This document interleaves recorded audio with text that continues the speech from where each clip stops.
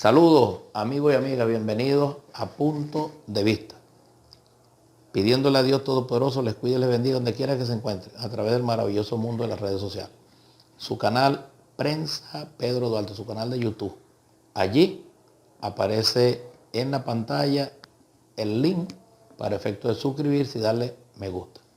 Hoy me encuentro en una prestigiosa clínica, la Clínica Rosario, y me encuentro acompañado de un doctor, un médico que respeto muchísimo.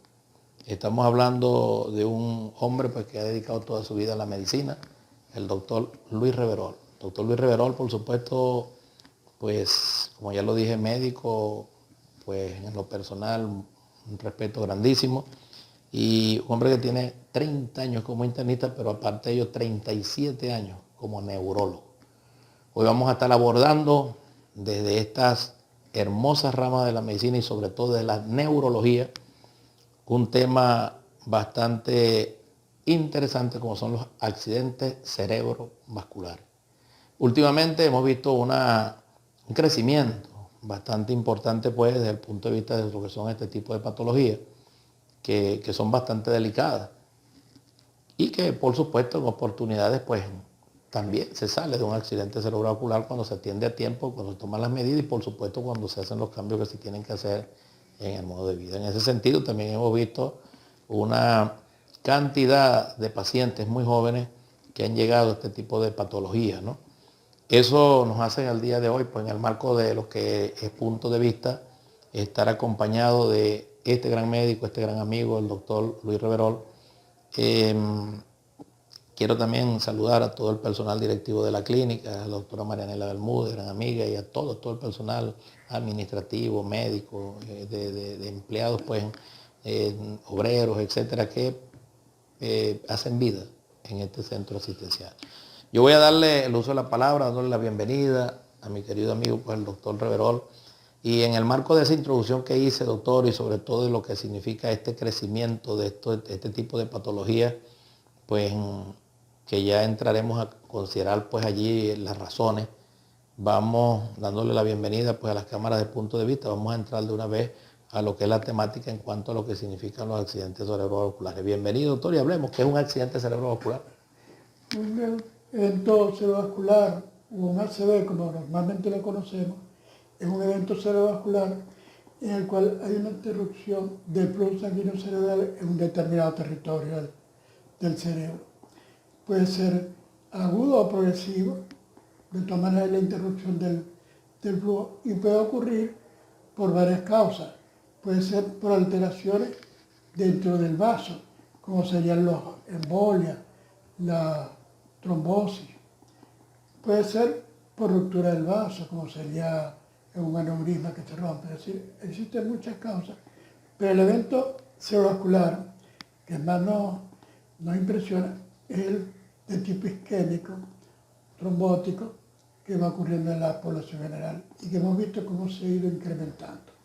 Entonces, básicamente es el cese brusco del flujo sanguíneo cerebral en un determinado territorio. Eso se puede manifestar por algunas alteraciones como tartamudeo o que el individuo no sepa lo que está diciendo, no comprende lo que habla ni lo que le dice. Eso se llama afasia. Es una alteración que dice, bueno, la lesión está ocurriendo en el lado izquierdo. Puede ocurrir otras manifestaciones como debilidad de una parte del cuerpo, debilidad del brazo, debilidad de la pierna o del conjunto, que cuando es así se llama hemiplegia. Puede ocurrir esas manifestaciones. A veces pueden producir hasta convulsiones como parte de esas manifestaciones. La manifestación es variada de acuerdo a la parte del cerebro afectado. Si el cerebro se afecta a la porción posterior, el individuo podrá tener alucinaciones, podrá tener pérdida de la visión. Si es en las porciones medias del lado izquierdo, va a perder el habla, piensa la capacidad de comprender o la capacidad de comunicarse. Si es en las porciones más anteriores, pueden ocurrir alteraciones en los lóbulos frontales, como pérdida del pudor, en fin. Depende de dónde está afectado. Pero los familiares se dan cuenta de que algo pues, no está normal. Y la atención médica precoz es muy importante. Allí, doctor, en ese tipo de casos, usted entra, por supuesto, y habló dentro de la introducción que usted hace, usted habló ya de varias patologías, pero que todas están enmarcadas dentro de lo que es un accidente cerebrovascular. Habló de la hemiplegia, habló de la trombosis, habló, etcétera, ¿no?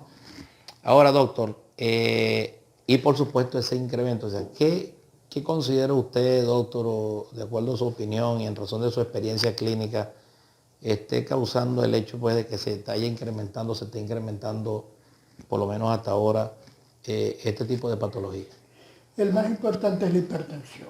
Ese es el asesino silencioso. La hipertensión debe ser la meta a controlar si uno quiere evitar daños cerebrales.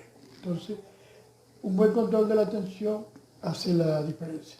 Existe una serie de factores que condicionan los ACV, se llaman factores de riesgo. Algunos los podemos cambiar, la edad no la podemos cambiar, ya que vamos envejeciendo, pues aumentan las posibilidades. Pero sí podemos cambiar otros, como la hipertensión, la sobrecarga salina, disminuir la cantidad de sal que come el individuo y controlar la tensión arterial sería fundamental para hacer que decline la cantidad de pacientes con enfermedad cerebrovascular.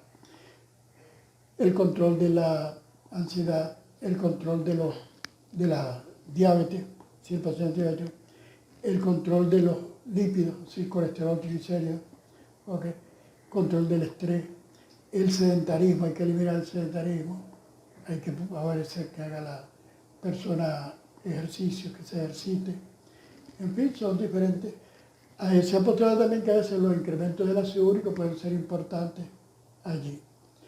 Cuando estudiamos los individuos, entre los factores de riesgo, a veces medimos en las arterias carótidas, medimos el daño que ha hecho la hipertensión o la aterosclerosis, y por ahí sabemos las posibilidades de recidiva que pueda tener el individuo, que sería, medimos el complejo íntima media, es decir, el grosor que hay entre la capa media de la arteria y la íntima, y eso nos da un valor que nos dice el riesgo que puede tener el individuo.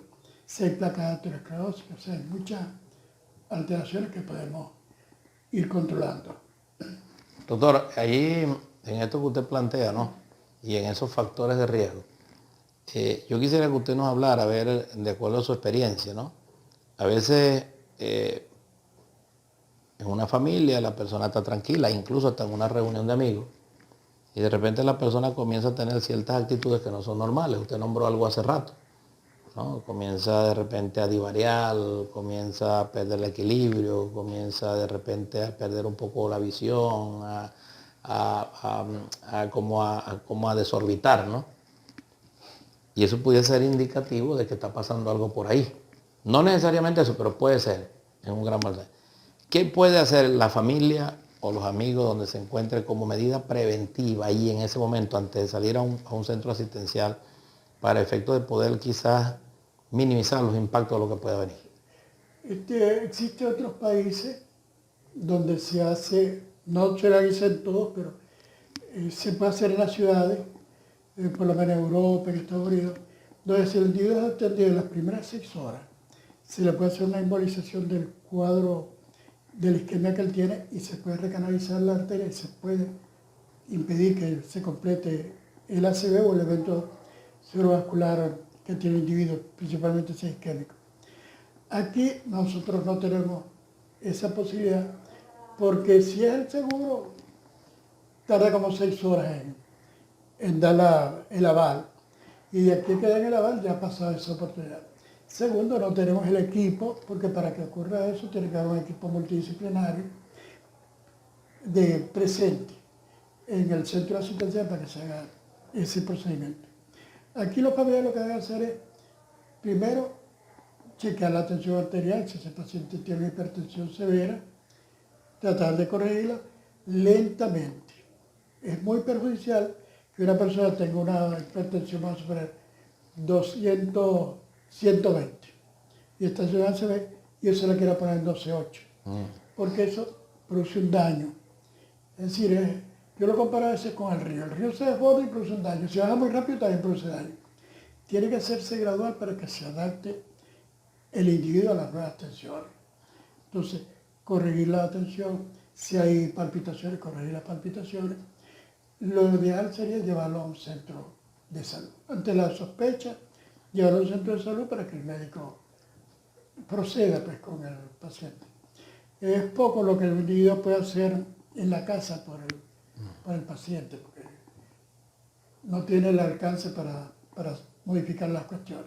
Claro. Yo diría que llevarlo al centro de salud más cercano, ¿verdad? No esperar que pase muchas horas, porque ya después de 6 o 8 horas, ya el infarto que ha ocurrido se instala. Entonces, por más que una cuestión, no se logra cambiar. En realidad, las primeras 6 horas donde uno puede cambiar el curso de los acontecimientos. Doctor, usted sabe que a veces uno ve cosas por ahí, y sobre todo ahorita en las redes sociales, en todos estos medios, ¿no? Que tienen las redes, para no nombrar ninguno en específico, y hay cosas que se las pregunto a usted ahorita, con toda la experiencia que usted tiene como internista y más como neurólogo, pues 37 años. ¿Qué no ha visto usted?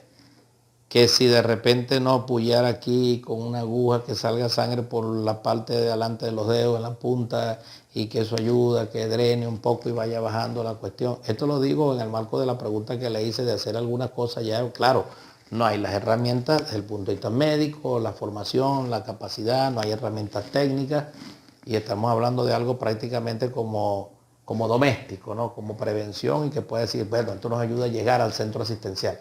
¿Sí es factible eso? ¿Sí tienes algo de cierto eso? No, no tienen una base científica. La cantidad de sangre que le dio para bajar la tensión arterial, que puede salir por esas pulladitas, es mínima. Si usted le sacara sangre en buena cantidad, la hipertensión sigue y se le va a sumar una taquicardia por la pérdida de volumen. No vale la pena hacer nada de esos procedimientos. El procedimiento mejor es acostar al paciente, colocarlo en posición semisentada, ver las manifestaciones que presenta, si hay alucinaciones, si hay pérdida del habla, si hay debilidad de una parte, y acudir al centro médico más cercano. ¿Okay? Dependiendo, doctor, de esa patología que presente, se pudiese estar hablando de si es una embolia, si es lo que usted plantea ahorita, el ACV propiamente dicho, cosa que usted por supuesto ya verificaría como neurólogo con los aparatos técnicos. Uno puede sospechar, ¿verdad? Si el individuo tiene una lesión muy brusca, entonces uno dice, bueno, tiene una lesión muy brusca y hay alteraciones del ritmo cardíaco, sobre todo si es del lado derecho, uno dice, esto es embólico. Esto lo más probable es que sea embólico y que debe venir o de la parte cardíaca o de la carótida. Esto es embólico. Si la evolución es progresiva, entonces podemos ver en 2 o 3 horas, uno dice, esto debe ser trombótico, debe ser que se está produciendo la lesión, o sea, la lesión va progresando hasta completarse. Si hay una hipertensión, pero en crisis, lo más probable es que sea una hemorragia cerebral. La hipertensión condiciona trombosis, pero la crisis hipertensiva condiciona hemorragia. Entonces el médico evalúa cómo están los niveles de tensión. Lo que sí no se debe hacer es bajar bruscamente la tensión arterial. A veces la persona prefiere al médico, mire que todavía tiene la tensión alta. Deje que eso vaya adaptándose al cerebro lentamente. Ponemos el ejemplo de una manguera de jardín. Usted va apretando el chorro y el chorro va saliendo más lento. A medida que da vuelta al pico de la manguera, el chorro va saliendo más lento, hasta que llega un momento en que se vuelve un chorrito y se tranca. Eso ocurre con la hipertensión arterial. Al principio aumenta el flujo y después lo corta. Si usted le baja la tensión arterial, es como si cerrara el chorro de la manguera. No pasa flujo y se agrava la situación. Pues el médico tiene que tomar la decisión de ir bajando paulatinamente la tensión arterial, que es el principal enemigo en la producción de la mayoría de las trombosis. Doctor, en cuanto a aquellos pacientes que han pasado por una isquemia, un accidente cerebrovascular, llamémoslo de tipo isquémico, pues, ¿no? Incluso creo que usted lo hablan isquémico transitorio. Lo superó. Incluso, gracias a Dios, quedó bien. Casi ninguna secuela. Comienza el tratamiento. ¿Qué tanto tiene que cambiar su modo de vida, sus hábitos, la rutina que traía, su cultura incluso de vida, para efecto de, por supuesto, cuidar de una cosa de y qué tantas probabilidades puede haber ¿Y por qué en todo caso pudiese repetir? O sea, los ACV los podemos clasificar en transitorios. Hoy en día debe ser menos de una hora el déficit. Si Dios tiene un déficit motor o funcional y dura menos de una hora, uno dice, bueno, accidente isquémico transitorio o evento isquémico vascular transitorio. Llegó el coágulo al cerebro, donde tenía que llegar, se venga de una carótida del corazón, produjo la obstrucción y se recanalizó y el individuo recuperó completamente. Siempre va quedando un daño. Siempre uno paga un precio por estos eventos, que al principio no se ven, pero eso ocurre. Ese es el transitorio que dura menos de una hora. El que dura más de una hora, hasta 24 horas, recibe un nombre de déficit isquémico neurológico reversible, porque ocurre el mismo evento, pero el daño es mayor. Pero el individuo a las 24 horas recupera. Y hay ya el establecido, que es el trombótico, como lo vemos siempre. Ese proceso inflamatorio dura alrededor de 5 días, por eso es que la mayoría de los pacientes cuando hospitalizan, están hospitalizados ese tiempo, como unos 5 días. Entonces, el individuo que ha tenido un evento tiene una posibilidad de un 30%, es decir, 1 de cada 3 pacientes, de tener una recidiva, de tener un nuevo ACV. Entonces, ¿por qué ocurre eso? Bueno, porque no se cambian los factores de riesgo que produjeron el ACV. La edad, como dijimos, no la podemos cambiar, pero podemos cambiar la hipertensión, podemos cambiar la cantidad de sal que se ingiere, el nivel de colesterol, de triglicéridos que el individuo tenga, pues son factores de riesgo muy grandes que producen lesiones. Ácido úrico, el caminar, mantenerse activo con ejercicios moderados que les permitan tener un estándar mejor de vida. Toda serie de cuestiones influyen en la recidiva. ¿Qué sucede? La persona tiene un ACV y se cuida el primer mes, segundo mes, y después empieza a bajar la guardia, empieza a comer sal, empieza a subir esa tensión. Y como la tensión no da síntomas, el que le da síntomas de la hipertensión es afortunado porque busca al médico. Pero la mayoría de las personas pueden tener 200, 120 y estar conversando con usted. Entonces, controlar la tensión arterial, tener un control médico regular, eso es fundamental para impedir la recidiva. El médico debe decirle claro al paciente, mire, la posibilidad de que usted tenga un nuevo evento es del 30%. Es decir, 1 de cada 3. Esperemos que usted no esté metido ahí y la única manera es un control médico periódico. Y aparte de eso, doctor, el tema del cigarrillo, del alcohol. El alcohol, el cigarrillo, el alcohol es muy dañino, un tóxico social, pero eso es dañino, eso produce cambios en el hígado, cambian los triglicéridos, cambian el colesterol. Es un tóxico social, que la ley permite que el individuo se intoxique y se desintoxique al día siguiente. Pero eso ha pasado en su factura. El cigarrillo es otro asesino silencioso. Ese va produciendo daño a nivel de las arterias, a nivel de los pulmones, va comprometiendo funciones respiratorias que en un momento dado influyen en los factores de riesgo. La verdad es que no lo había nombrado entre los factores de riesgo, pero es un factor muy importante de factores de riesgo. Ese yo le digo a los pacientes que hay que dejarlo como a las malas mujeres, de una vez. O a las mujeres como a los malos hombres, porque si no, la embarazan. No, doctor, lo digo porque, mire, usted habló hace rato de una patología fuertísima, que por ejemplo, una aneurisma, por ejemplo, un aneurisma cerebral. He conocido de pacientes que han sido operados, intervenidos por neurocirujanos de aneurisma cerebral y han quedado bien, han salido bien. Y uno se queda asombrado, doctor, cuando después que se recupera ya en el tiempo prudencial, un mes, y los ve uno otra vez fumando, bebiendo, y uno queda loco. Uno dice, Dios mío, esto es increíble, la oportunidad que le está dando Dios de volver otra vez, prácticamente volvieron a nacer. Y bueno, por eso le hago la pregunta, porque indudablemente que si creo algo debe cambiar, por supuesto eso, siempre lo han dicho ustedes, ¿no? Sí. El aneurisma tiene otra connotación, porque el aneurisma es la ruptura de un vaso, Sí. que puede ser de tipo congénito o adquirido. Entonces, es un cuadro muy grave de una alta mortalidad, es decir, 50% no llegan al hospital, o sea, 1 de cada 2 no llega al hospital. Si nosotros juntamos 10 pacientes con un aneurisma, aproximadamente la mitad, 5, no llegan al hospital. De los que llegan al hospital, 2,5, o sea, dos pacientes, se complican en la hospitalización y fallecen. De los restantes, los 3 que quedan restantes, hay unos que quedan con lesión, ¿okay? Quedan con algún tipo de parálisis y otro que queda perfecto. Hoy en día se hace mucho la embolización, terapia endovascular para tratar los aneurismas y es fundamental. Pues. Ese es un capítulo aparte, lo hace neurocirugía y los radiólogos intervencionistas y logran revertir eso. Incluso hasta el paciente estando en coma lo pueden hacer la reversión del aneurisma con terapia endovascular. En el caso, doctor, de lo que es la alimentación, usted dijo ya el deporte, lo importante que es caminar, ¿no? Aquel que pueda trotar, trotará.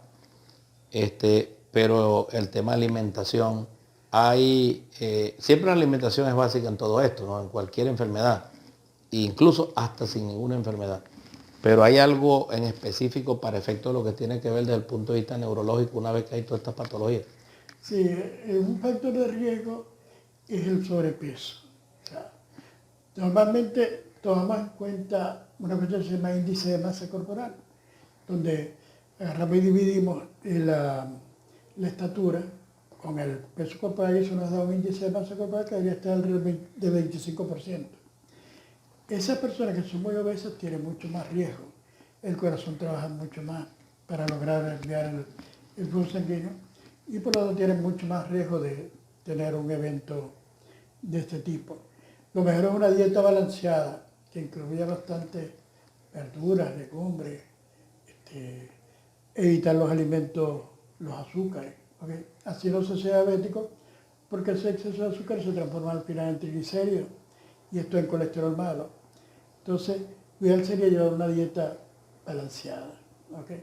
Mantener un peso adecuado. Hay una relación que es la relación de la cintura-cadera, que es difícil mantenerla después de los 45 años, pero que es muy importante entre los factores de riesgo. Entonces, nosotros vamos apretando, dándole giro a la tuerca y el control. Comenzamos con los más importantes que son el colesterol, los triglicéridos, la hipertensión, esos hábitos. Y después nos va metiendo con el peso hasta lograr prolongar la vida de este individuo. Si es posible que este individuo no tenga una nueva recidiva, pues esa es la meta. Claro.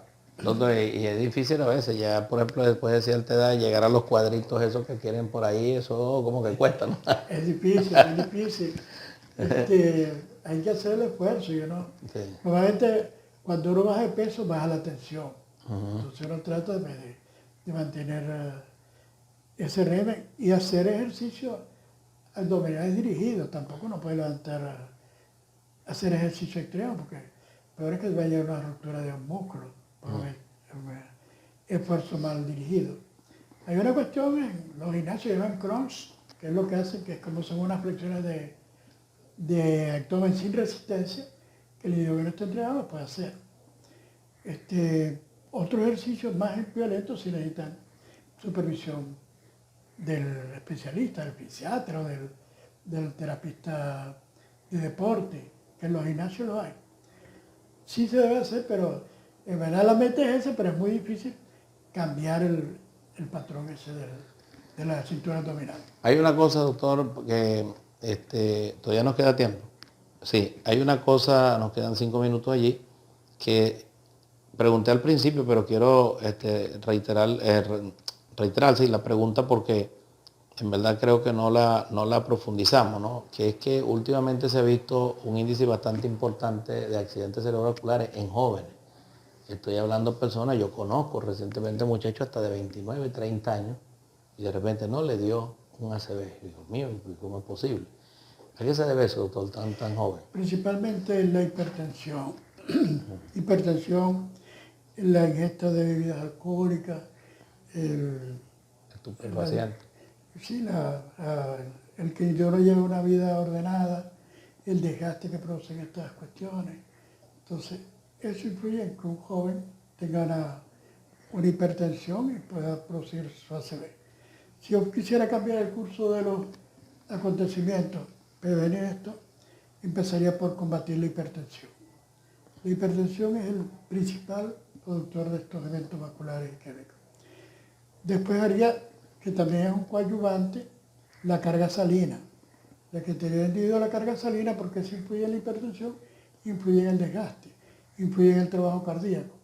Entonces, si yo mantengo ese corazón más tranquilo, con menos trabajo, hay más posibilidades de sobrevida.